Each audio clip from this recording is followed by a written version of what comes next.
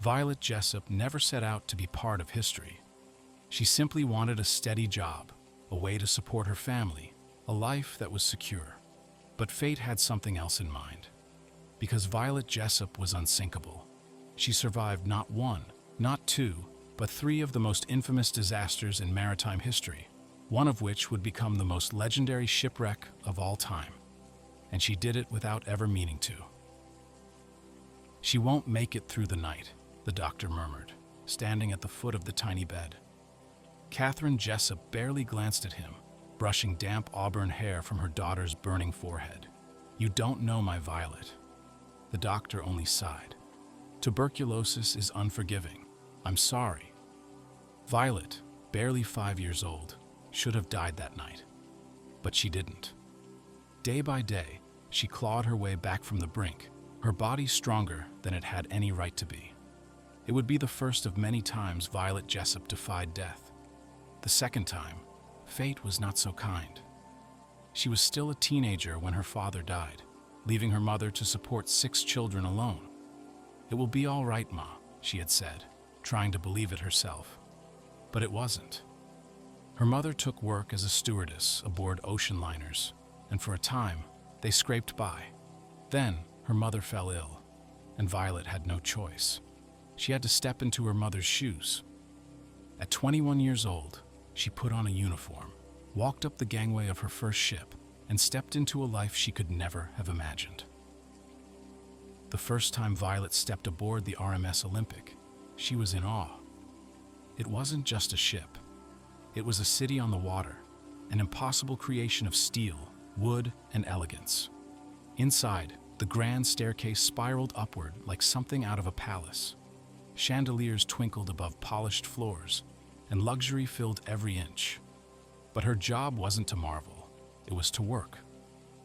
"You'll like it on the Olympic," said Mrs. Lewis, one of the older stewardesses. "Passengers expect perfection. We give it to them." Violet nodded, adjusting the stiff white collar of her uniform as she followed Mrs. Lewis through the gleaming first-class dining room. She learned quickly how to balance trays even in rough waters, how to speak just enough to be polite but not enough to be noticed, how to navigate the maze of hallways and staircases without ever truly seeing the ship's grandness. Most passengers ignored her. To them, she was just part of the service. But once, a wealthy woman grabbed her wrist sharply, making her flinch. "You're not British, are you?" the woman demanded, eyes narrowing. Violet bit back a sigh. She had heard this before. "Irish, ma'am," she said smoothly. The woman sniffed. "Irish girls don't make very good stewardesses, I'm told." Violet simply smiled. "Then I shall have to prove them wrong, ma'am." She was good at her job. And then, one morning in September 1911, everything changed. It started with a sickening jolt, like the ship had suddenly hit a wall of solid steel.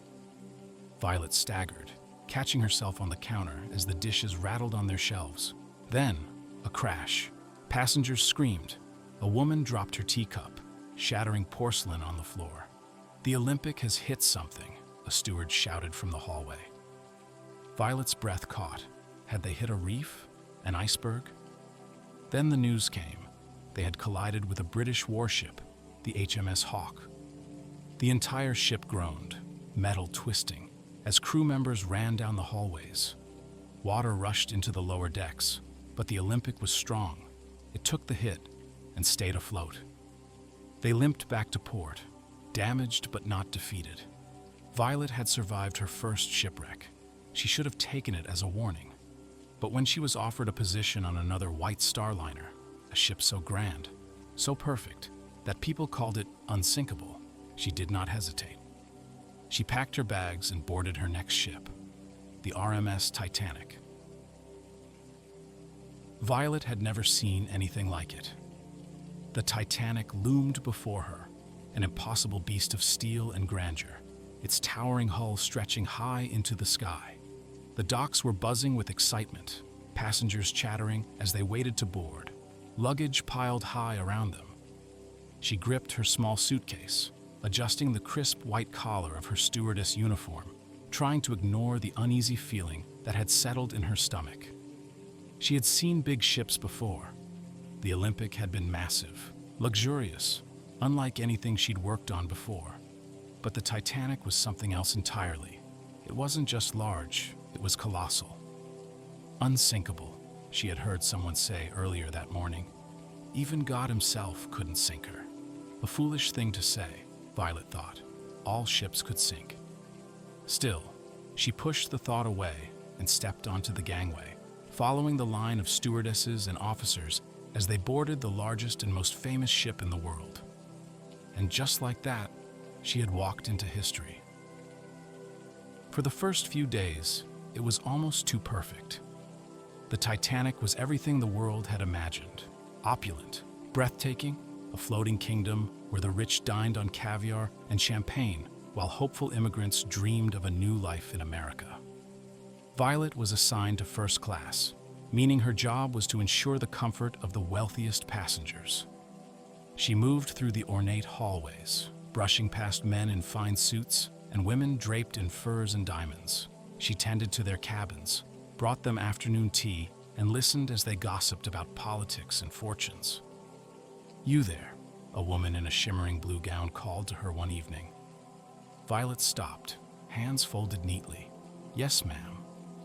The woman's lips curled into a frown as she looked her up and down. "You're Irish?" Violet had learned by now to keep her face blank, polite. "Yes, ma'am." The woman sniffed, waving a delicate hand. "My maid is Irish, flighty thing. I do hope you're not the same." Violet forced a tight-lipped smile. "No, ma'am." She went about her duties as expected, silent, invisible, efficient. The work was exhausting. But every now and then, she allowed herself to steal a glimpse of the ship's wonders. The grand staircase, its golden railings gleaming under the glow of electric lamps. The first-class dining saloon, where guests feasted on oysters, fillets, and puddings served on the finest china. And then there was the third-class deck, where Violet loved watching the families huddled together, laughter mixing with the smell of fresh bread and sea air. A little girl with dark curls peeked out from behind her mother's skirt one evening as Violet passed. "Are you a princess?" the girl whispered, wide-eyed. Violet smiled, shaking her head. "No, darling." The girl considered this seriously before responding. "You look like one." Violet laughed softly, reaching down to smooth the girl's hair before moving on. She didn't know then that in a matter of days, this perfect world would be gone.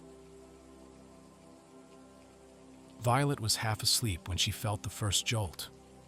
It wasn't much, a shudder, barely enough to wake her. But something about it felt wrong.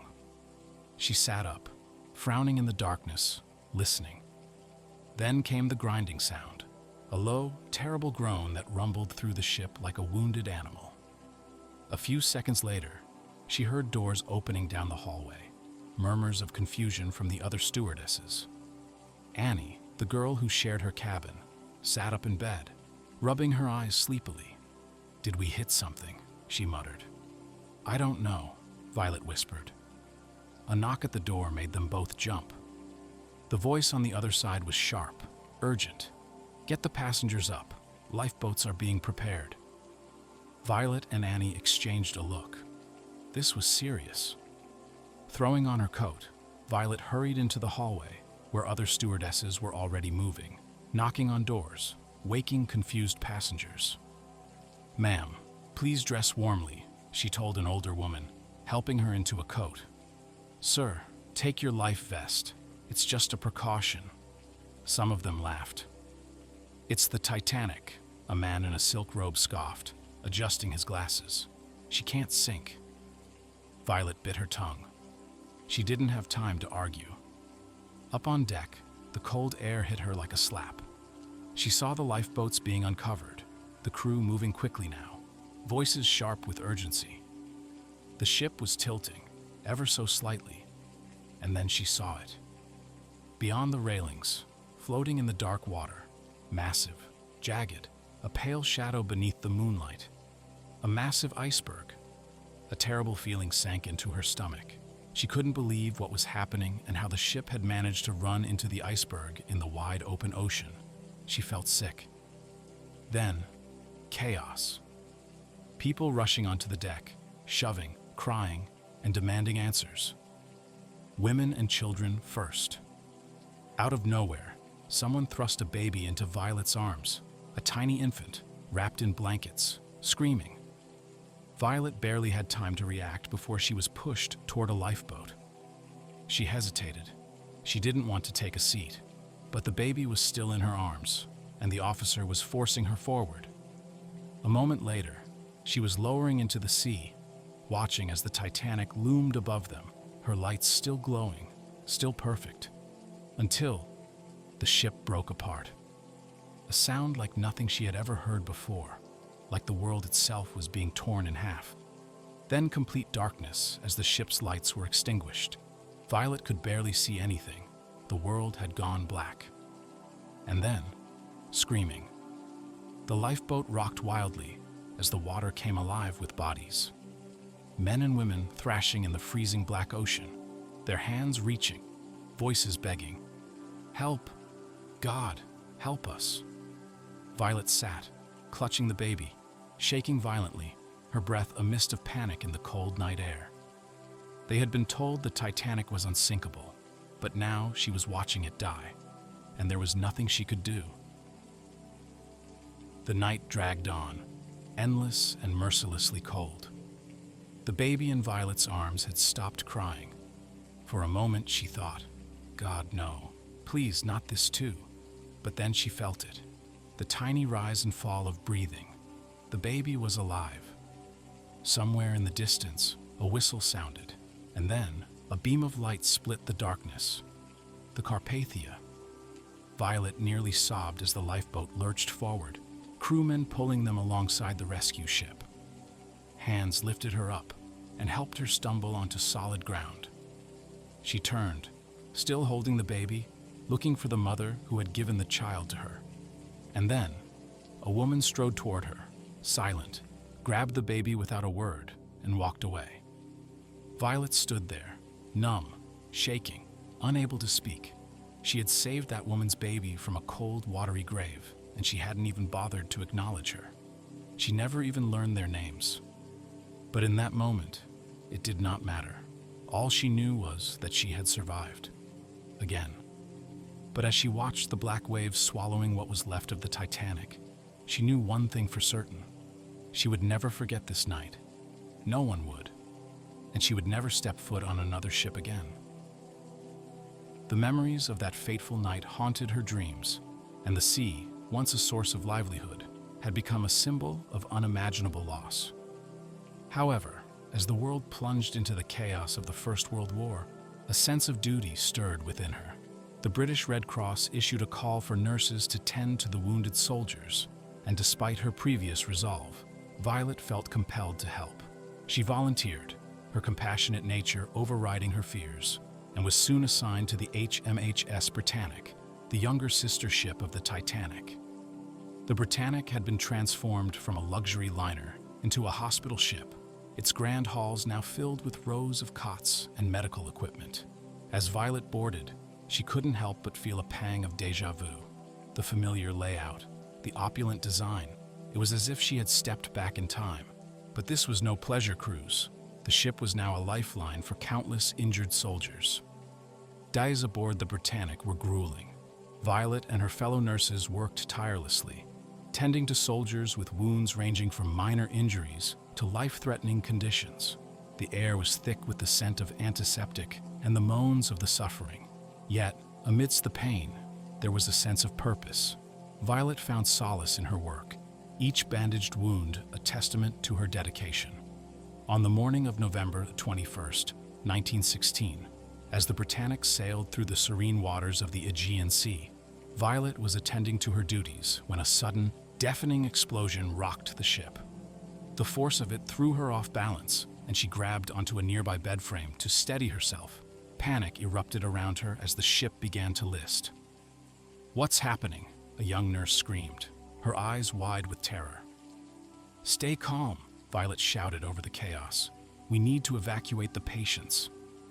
The crew and medical staff sprang into action, guiding the wounded towards the lifeboats. The once orderly decks were now a frenzy of activity, with the sounds of shouting, crying, and the ominous groaning of the ship filling the air. As Violet assisted a limping soldier towards a lifeboat, she noticed the water rising rapidly along the deck. The realization hit her like a cold wave. The Britannic was sinking, and fast. She helped lower the lifeboat, her hands trembling but determined. As it descended towards the churning sea, a horrifying sight met her eyes. The ship's massive propellers, still spinning, were dangerously close. The lifeboat was being pulled towards them, the powerful currents sealing their fate. "Jump! Jump now!" someone yelled. Without a second thought, Violet leaped into the cold, salty water. The shock of it stole her breath, but there was no time to hesitate. She kicked her legs, trying to distance herself from the ship. Suddenly, a forceful current dragged her under, pulling her towards the deadly propellers. She felt a sharp pain as her head struck something hard, the ship's keel. Darkness threatened to overtake her, but sheer willpower forced her to the surface. Gasping for air, blood mingling with the seawater from a wound on her head, she spotted debris floating nearby and clung to it desperately. Time lost meaning as she drifted, the sounds of the dying ship fading into the distance. Eventually, rescue boats arrived, pulling survivors from the water. Strong hands grabbed her, lifting her onto a lifeboat. Violet's vision blurred, but she could make out the concerned faces of her rescuers. "You're safe now," one of them said softly. She nodded weakly, her strength spent. As the lifeboat rowed away, she glanced back at the Britannic, its stern rising high before disappearing beneath the waves. The unsinkable ship was gone, and once again, Violet Jessop had defied death. After the war ended in 1918, Violet returned to what she knew best, serving aboard ocean liners, slipping back into the routine of stewardess work as if the past years had not been filled with sinking ships and freezing waters. She worked for the White Star Line for a few more years before moving to the Red Star Line, which took her on voyages around the world, from the United States to South America. The sea had nearly taken her life 3 times, yet she still spent years sailing across it, moving from ship to ship, serving first-class passengers who never knew her story, who never guessed that the quiet, efficient stewardess bringing them tea had once survived history's greatest shipwreck. But she never spoke much about it. The world moved on from the Titanic, and so did she. Violet worked until the 1950s, when she finally retired at age 61. She settled in a small cottage in Suffolk, England, far from the sea, living out the rest of her days in peace and privacy.